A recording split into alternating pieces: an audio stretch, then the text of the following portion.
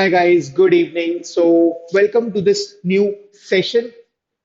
इस सेशन में हम समझेंगे रिगार्डिंग आईपीसी कि हमें अप्रोच कैसे करना है आईपीसी एंड हमारी स्ट्रैटेजी क्या होना चाहिए keeping in mind prelims and mains दोनों को साथ में कैसे पढ़े क्योंकि जब हम आईपीसी उठाते हैं और जब हम उसको डिटेल में पढ़ रहे हैं तो हम प्री और मेंस दोनों साथ में करते हैं, राइट। इसलिए आवश्यक होगा ये समझना भी कि हमने प्री और मेंस दोनों को साथ में किस तरीके से प्रिपेयर करना है।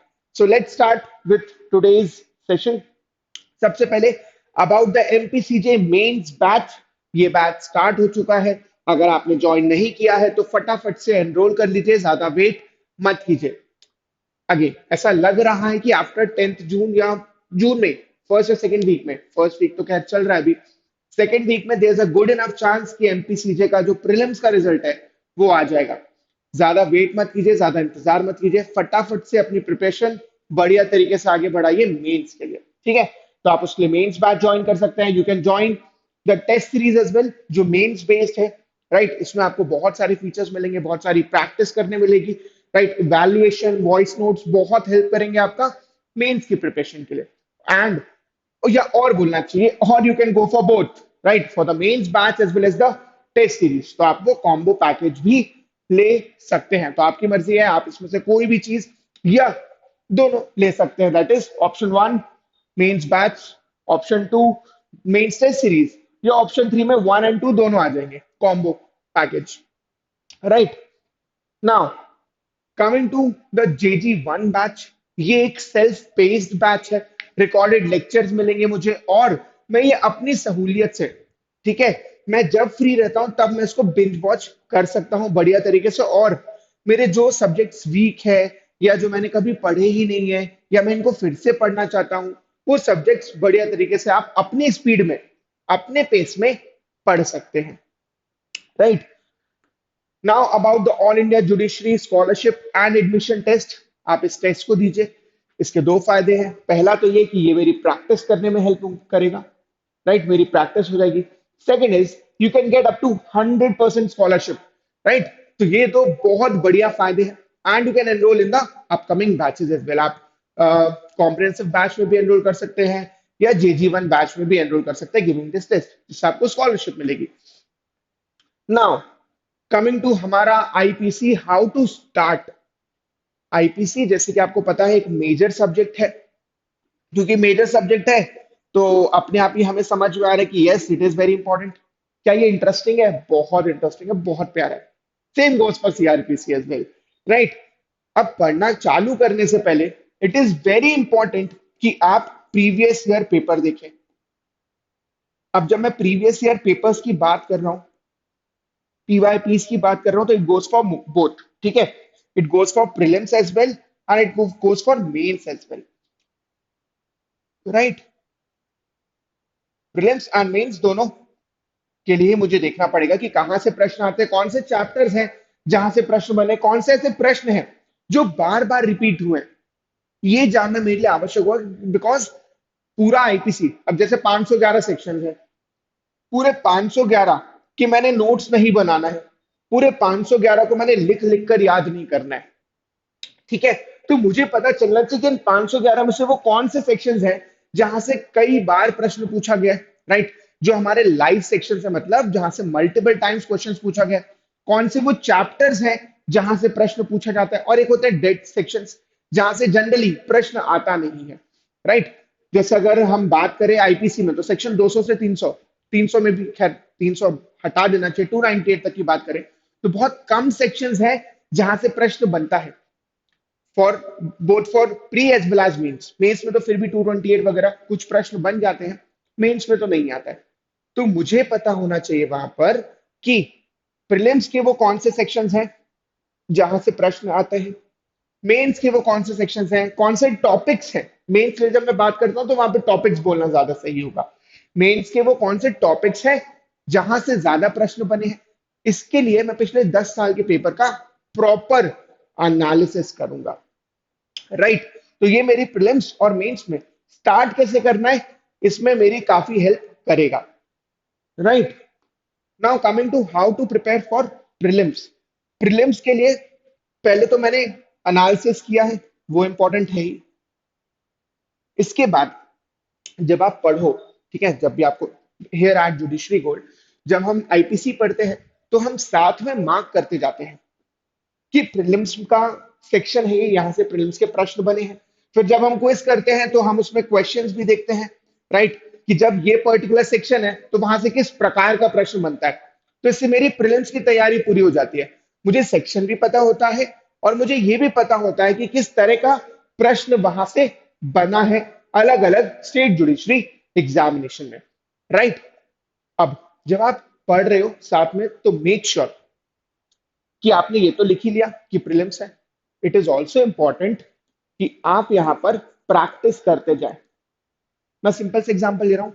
लेट से मैंने आईपीसी पढ़ना चालू किया, मैंने सेक्शन 34 तक पढ़ लिया, right. I have completed till common intention. अब जब मेरा कॉमन इंटेंशन तक हो गया तो मैंने करीब 34 सेक्शंस कर लिए। नाउ इट इज इंपॉर्टेंट कि मैं इनकी प्रैक्टिस कर लूं। तो मैं इसमें लगभग 100 से 150 प्रश्न अगर प्रैक्टिस कर लूंगा तो मुझे आइडिया लग जाएगा कि हाँ, ये वो सेक्शन है जहां से प्रश्न बनता है, किस प्रकार का प्रश्न बनता है ये भी समझ में आ जाएगा। मेक श्योर कि आप साथ में प्रैक्टिस करते जाओ।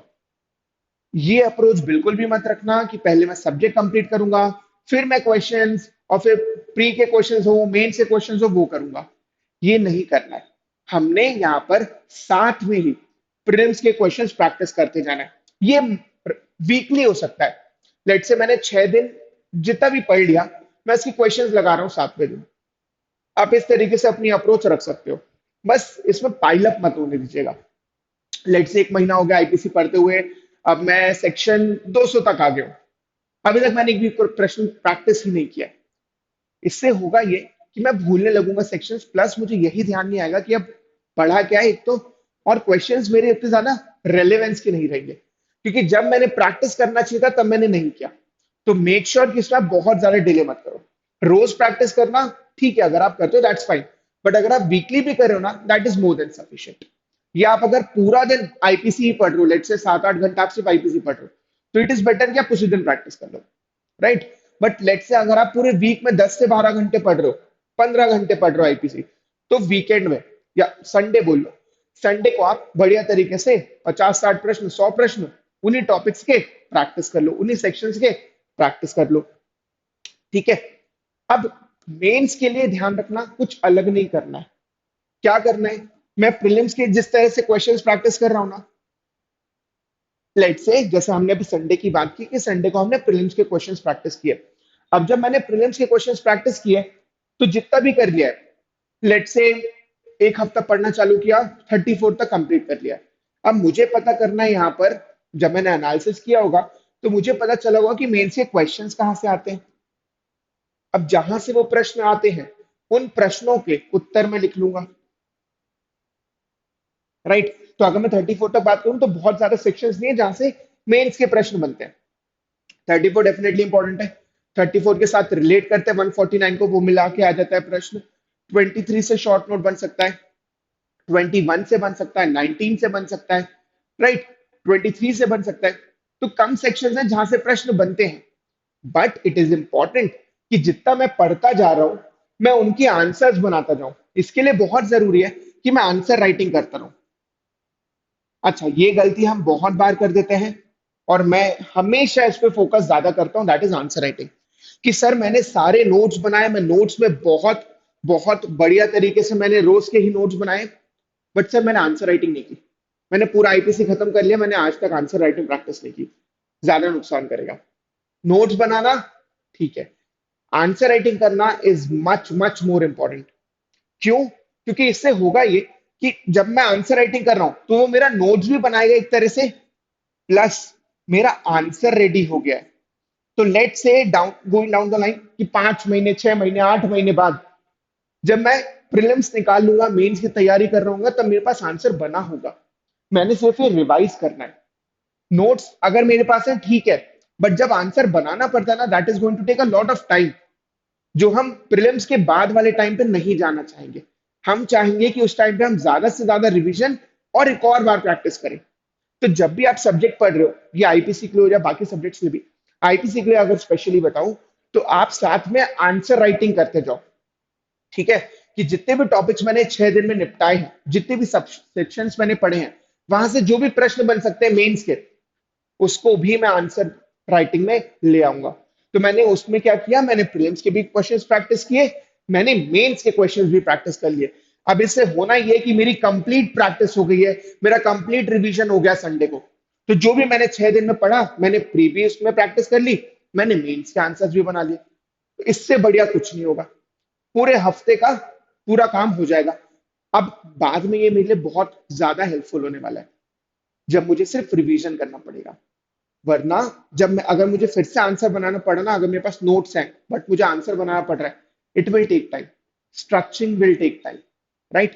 पहले से आंसर बना लोगे, बाद में सिर्फ रिवाइज करना पड़ेगा, बाद में एक और बार लिखना पड़ेगा, राइट। क्योंकि आप चाहोगे कि आप मेंस लिखने के पहले कम से कम, अगर एक अच्छा टॉपिक है तो आप उसको 1 से 2 बार लिख लो, एक तो मिनिमम है, बट 2 बार 3 बार लिख लोगे तो वो आप लिए बेटर रहेगा, आपको ध्यान ज्यादा रहेगा, राइट। अब वेयर टू स्टडी फ्रॉम, ये एक प्रश्न आ जाता है।